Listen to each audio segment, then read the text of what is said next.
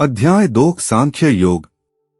इस अध्याय में अर्जुन अपने सम्मुख उत्पन्न स्थिति का सामना करने में स्पष्ट रूप से अपनी असमर्थता को दोहराता है और युद्ध करने के अपने कर्तव्य का पालन करने से मना कर देता है। तत्पश्चात वह औपचारिक रूप से श्री कृष्ण को अपना आध्यात्मिक गुरु बनाने और जिस स्थिति में वह स्वयं को पाता है उसका सामना करने के लिए उचित मार्गदर्शन प्रदान करने की प्रार्थना करता है।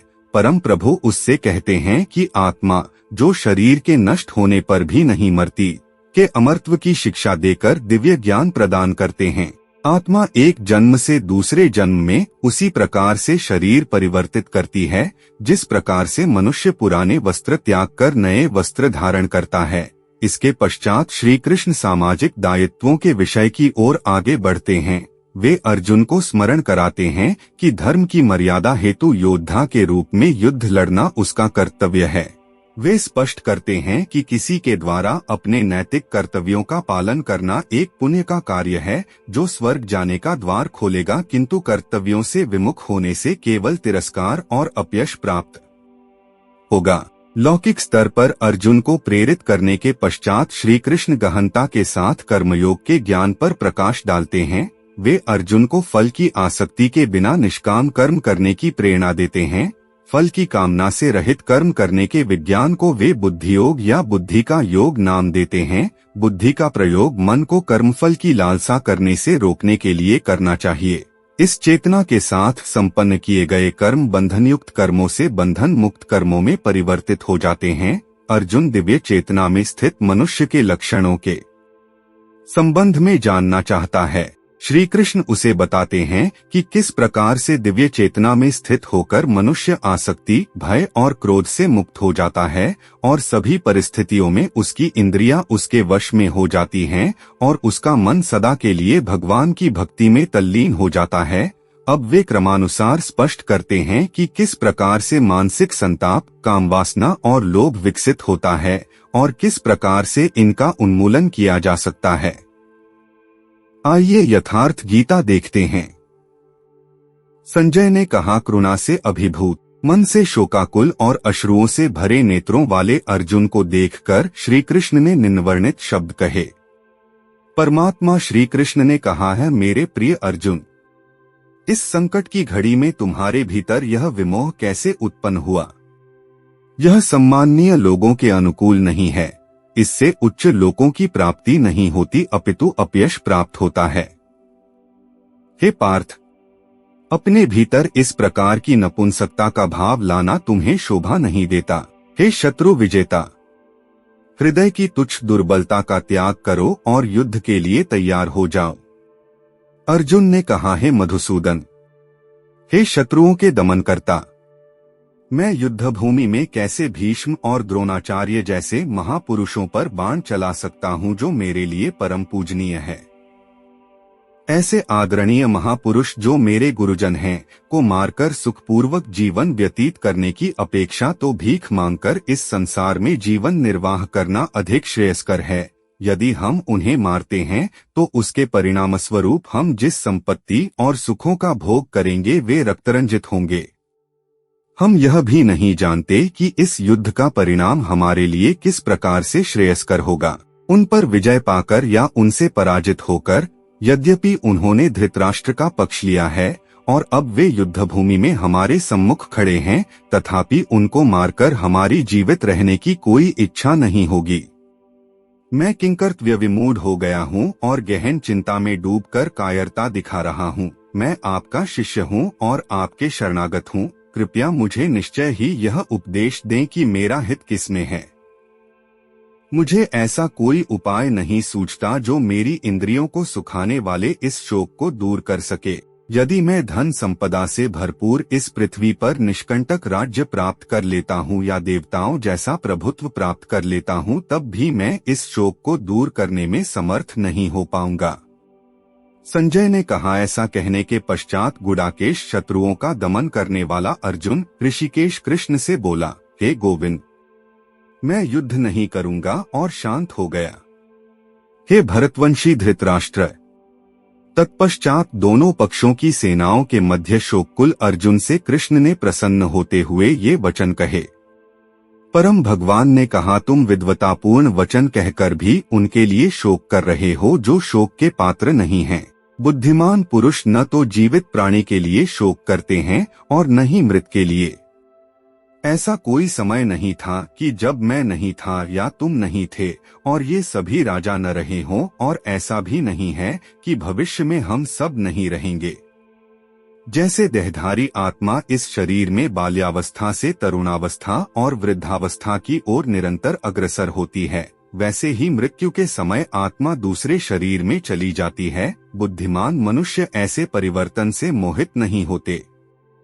हे कुंती पुत्र, इंद्रिय और उसके विषयों के संपर्क से उत्पन्न सुख तथा दुख का अनुभव क्षण भंगुर है। ये स्थायी न होकर सर्दी तथा गर्मी की ऋतुओं के आने जाने के समान हैं। हे भरतवंशी, मनुष्य को चाहिए कि वह विचलित हुए बिना उनको सहन करना सीखे। हे पुरुषों में श्रेष्ठ अर्जुन, जो मनुष्य सुख तथा दुख में विचलित नहीं होता और इन दोनों परिस्थितियों में स्थिर रहता है, वह वास्तव में मुक्ति का पात्र है। अनित्य शरीर का चिरस्थायित्व नहीं है और शाश्वत आत्मा का कभी अंत नहीं होता है। तत्वदर्शियों द्वारा भी इन दोनों की प्रकृति के अध्ययन करने के पश्चात निकाले गए निष्कर्ष के आधार पर इस यथार्थ की पुष्टि की गई है, जो पूरे शरीर में व्याप्त है उसे ही तुम अविनाशी समझो। उस अनश्वर आत्मा को नष्ट करने में कोई भी समर्थ नहीं है। केवल भौतिक शरीर ही नश्वर है और शरीर में व्याप्त आत्मा अविनाशी, अप्रिमेय तथा शाश्वत है। आठ हे भरतवंशी, युद्ध करो। वह जो यह सोचता है कि आत्मा को मारा जा सकता है या आत्मा मर सकती है, वे दोनों ही अज्ञानी हैं। वास्तव में आत्मा न तो मरती है और न ही उसे मारा जा सकता है। आत्मा का न तो कभी जन्म होता है, न ही मृत्यु होती है, और न ही आत्मा किसी काल में जन्म लेती है और न ही कभी मृत्यु को प्राप्त होती है। आत्मा अजन्मा, शाश्वत, अविनाशी और चिरनूतन है। शरीर का विनाश होने पर भी इसका विनाश नहीं होता। हे पार्थ, वह जो यह जानता है कि आत्मा अविनाशी, शाश्वत, अजन्मा और अपरिवर्तनीय है, वह किसी को कैसे मार सकता है या किसी की मृत्यु का कारण हो सकता है।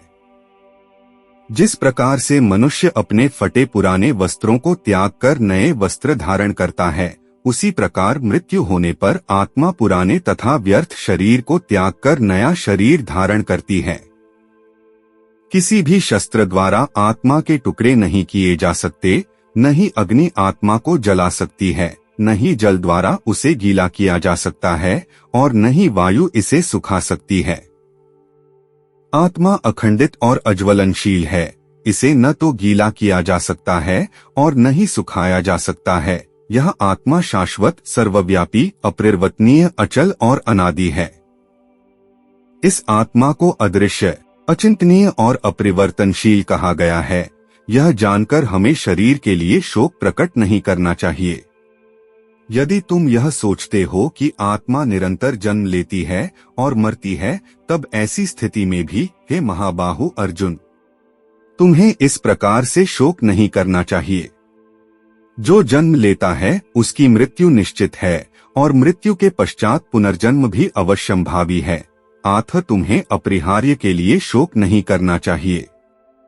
हे भरतवंशी, समस्त जीव जन्म से पूर्व अव्यक्त रहते हैं, जन्म होने पर व्यक्त हो जाते हैं और मृत्यु होने पर पुनः अव्यक्त हो जाते हैं। अतः ऐसे में शोक व्यक्त करने की क्या आवश्यकता है। कुछ लोग आत्मा को एक आश्चर्य के रूप में देखते हैं, कुछ लोग इसे आश्चर्य बताते हैं और कुछ इसे आश्चर्य के रूप में सुनते हैं, जबकि अन्य लोग इसके विषय में सुनकर भी कुछ समझ नहीं पाते। हे अर्जुन, शरीर में निवास करने वाली आत्मा अविनाशी है, इसलिए तुम्हें किसी प्राणी के लिए शोक नहीं करना चाहिए।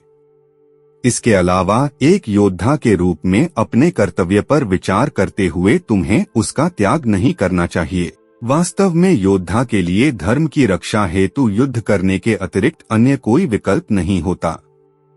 हे पार्थ, वे क्षत्रिय भाग्यशाली होते हैं जिन्हें बिना इच्छा किए धर्म की रक्षा हेतु युद्ध के ऐसे अवसर प्राप्त होते हैं जिसके कारण उनके लिए स्वर्ग के द्वार खुल जाते हैं। यदि फिर भी तुम इस धर्म युद्ध का सामना नहीं करना चाहते, तब तुम्हें निश्चित रूप से अपने सामाजिक कर्तव्यों की उपेक्षा करने का पाप लगेगा और तुम अपनी प्रतिष्ठा खो दोगे। लोग तुम्हें कायर और भगोड़ा कहेंगे। एक सम्माननीय व्यक्ति के लिए अपयश मृत्यु से बढ़कर है। जिन महान योद्धाओं ने तुम्हारे नाम और यश की सराहना की है, वे सब यह सोचेंगे कि तुम भय के कारण युद्धभूमि से भाग गए और उनकी दृष्टि में तुम अपना सम्मान गवा दोगे। तुम्हारे शत्रु तुम्हारी निंदा करेंगे और कटु शब्दों से तुम्हारा मानमर्दन करेंगे और तुम्हारी सामर्थ्य का उपहास उड़ाएंगे। तुम्हारे लिए इससे पीड़ादायक और क्या हो सकता है। हे कुंती पुत्र, यदि तुम युद्ध करते हो, फिर या तो तुम मारे जाओगे और स्वर्ग लोक प्राप्त करोगे, या विजयी होने पर पृथ्वी के साम्राज्य का सुख भोगोगे। इसलिए हे कुंती पुत्र, उठो और दृढ़ संकल्प के साथ युद्ध करो। कर्तव्यों पालन हेतु युद्ध करो। युद्ध से मिलने वाले सुख दुख लाभ हानि को समान समझो। यदि तुम इस प्रकार अपने दायित्वों का निर्वहन करोगे, तब तुम्हें कोई पाप नहीं लगेगा। अब तक मैंने तुम्हें सांख्य योग या आत्मा की प्रकृति के संबंध में वैश्लेषिक ज्ञान से अवगत कराया है। अब मैं क्योंकि बुद्धि योग या ज्ञान योग प्रकट कर रहा हूँ, हे पार्थ, उसे सुनो। जब तुम ऐसे ज्ञान के साथ कर्म करोगे, तब कर्मों के बंधन से स्वयं को मुक्त कर पाओगे। इस चेतनावस्था में कर्म करने से किसी प्रकार की हानि या प्रतिकूल परिणाम प्राप्त नहीं होते, अपितु इस प्रकार से किया गया अल्प प्रयास भी बड़े से बड़े भय से हमारी रक्षा करता है।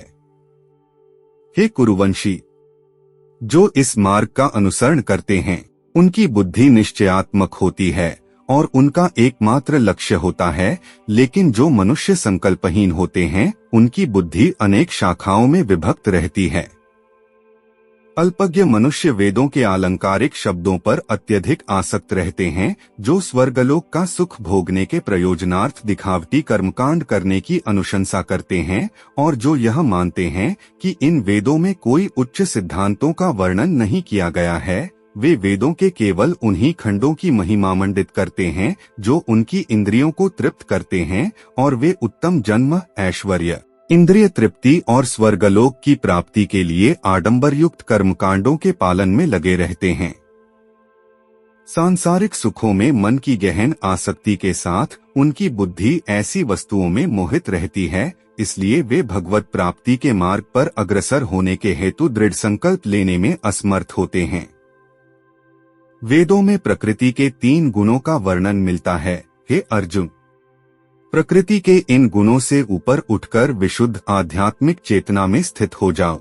परम सत्य में स्थित होकर सभी प्रकार के द्वैतों से स्वयं को मुक्त करते हुए भौतिक लाभ हानि और सुरक्षा की चिंता किए बिना आत्मलीन हो जाओ।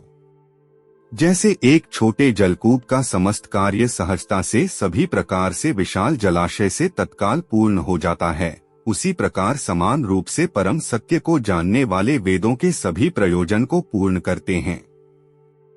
तुम्हें अपने निश्चित कर्मों का पालन करने का अधिकार है, लेकिन तुम अपने कर्मों का फल प्राप्त करने के अधिकारी नहीं हो। तुम स्वयं को अपने कर्मों के फलों का कारण मत मानो और न ही अकर्मा रहने में आसक्ति रखो। हे अर्जुन, सफलता और असफलता की आसक्ति को त्याग कर तुम दृढ़ता से अपने कर्तव्य का पालन करो, यही संभाव योग कहलाता है। हे अर्जुन, दिव्य ज्ञान और अंतर्दृष्टि की शरण ग्रहण करो। फलों की आसक्ति युक्त कर्मों से दूर रहो, जो निश्चित रूप से दिव्य ज्ञान में स्थित बुद्धि के साथ निष्पादित किए गए कार्यों से निष्कृष्ट हैं। जो अपने कर्मफलों का भोग करना चाहते हैं, वे कृपण हैं। जब कोई मनुष्य बिना आसक्ति के कर्मयोग का अभ्यास करता है, तब वह इस जीवन में ही शुभ और अशुभ प्रतिक्रियाओं से छुटकारा पा लेता है। इसलिए योग के लिए प्रयास करना चाहिए, जो कुशलता पूर्वक कर्म करने की कला है। संबुद्धि युक्त ऋषि मुनि कर्म के फलों की आसक्ति से स्वयं को मुक्त कर लेते हैं, जो मनुष्य को जन्म मृत्यु के चक्र में बांध लेती हैं। इस चेतना में कर्म करते हुए वे उस अवस्था को प्राप्त कर लेते हैं जो सभी दुखों से परे हैं। जब तुम्हारी बुद्धि मोह के दलदल को पार करेगी तब तुम सुने हुए और आगे सुनने में आने वाले इस लोक और परलोक के भोगों सबके प्रति उदासीन हो जाओगे। जब तुम्हारी बुद्धि का वेदों के अलंकारमयी खंडों में आकर्षण समाप्त हो जाए और वह दिव्य चेतना में स्थिर हो जाए तब तुम पूर्ण योग की उच्च अवस्था प्राप्त कर लोगे। अर्जुन ने कहा है, हे केशव, दिव्य चेतना में लीन मनुष्य के क्या लक्षण हैं? वह सिद्ध पुरुष कैसे बोलता है, कैसे बैठता है और कैसे चलता है? परम प्रभु श्री कृष्ण कहते हैं, हे पार्थ, जब कोई मनुष्य स्वार्थयुक्त कामनाओं और मन को दूषित करने वाली इंद्रिय तृप्ति से संबंधित कामनाओं का परित्याग कर देता है और आत्मज्ञान को अनुभव कर संतुष्ट हो जाता है, तब ऐसे मानव को दिव्य चेतना में स्थित कहा जा सकता है। जो मनुष्य किसी प्रकार के दुखों में क्षुब्ध नहीं होता, जो सुख की लालसा नहीं करता और जो आसक्ति, भय और क्रोध से मुक्त रहता है, वह स्थिर बुद्धि वाला मनीषी कहलाता है। जो सभी परिस्थितियों में अनासक्त रहता है और न ही शुभ फल की प्राप्ति से हर्षित होता है और न ही विपत्ति से उदासीन होता है, वही पूर्ण ज्ञानावस्था में स्थित मुनि है। जो मनुष्य अपनी इंद्रियों को उनके विषय भोगों से खींच लेने के लिए उसी प्रकार से योग्य होता है जैसे एक कछुआ अपने अंगों को संकुचित करके उन्हें खोल के भीतर कर लेता है, वह दिव्य ज्ञान में स्थिर हो जाता है। यद्यपि देहधारी जीव इंद्रियों के विषयों से अपने को कितना दूर रखे, लेकिन इंद्रिय विषयों को भोगने की लालसा बनी रहती है। फिर भी जो लोग भगवान को जान लेते हैं, उनकी लालसाएं समाप्त हो जाती हैं। हे कुंती पुत्र, इंद्रियां इतनी प्रबल और अशांत होती है कि वे विवेकशील और आत्मनियंत्रण का अभ्यास करने वाले मनुष्य के मन को भी अपने वश में कर लेती है। वे जो अपनी इंद्रियों को वश में कर लेते हैं और अपने मन को मुझ में स्थिर कर देते हैं, वे दिव्य ज्ञान में स्थित होते हैं। इंद्रियों के विषयों का चिंतन करते हुए मनुष्य उनमें आसक्त हो जाता है और आसक्ति कामना की ओर ले जाती है और कामना से क्रोध उत्पन्न होता है। क्रोध निर्णय लेने की क्षमता को क्षीण करता है, जिसके कारण स्मृति भ्रम हो जाता है। जब स्मृति भ्रमित हो जाती है तब बुद्धि का नाश हो जाता है और बुद्धि के नष्ट होने से मनुष्य का पतन हो जाता है। लेकिन जो मन को वश में रखता है, वह इंद्रियों के विषयों का भोग करने पर भी राग और द्वेष से मुक्त रहता है और भगवत कृपा प्राप्त करता है। भगवान की दिव्य कृपा से शांति प्राप्त होती है, जिससे सभी दुखों का अंत हो जाता है और ऐसे शांत मन वाले मनुष्य की बुद्धि दृढ़ता से भगवान में स्थिर हो जाती है। लेकिन असंयमी व्यक्ति का अपने मन और इंद्रियों पर नियंत्रण नहीं होता, न ही उसकी बुद्धि दृढ़ होती है और न ही उसका मन भगवान के चिंतन में स्थिर हो सकता है। जो अपने मन को भगवान में स्थिर नहीं करता, जिसके बिना शांति संभव नहीं और शांति के बिना कोई कैसे सुखी रह सकता है। जिस प्रकार प्रचंड वायु अपने तीव्र वेग से जल पर तैरती हुई नाव को दूर तक बहा कर ले जाती है, उसी प्रकार से अनियंत्रित इंद्रियों में से कोई एक जिसमें मन अधिक लिप्त रहता है, बुद्धि का विनाश कर देती है। इसलिए हे महाबाहु, जो मनुष्य इंद्रियों के विषय भोगों से विरक्त रहता है, वह दृढ़ता से लोकातीत ज्ञान से युक्त हो जाता है। जिसे सब लोग दिन समझते हैं, वह आत्मसंयमी के लिए अज्ञानता की रात्रि है, तथा जो सब जीवों के लिए रात्रि है, वह आत्मविश्लेषी मुनियों के लिए दिन है।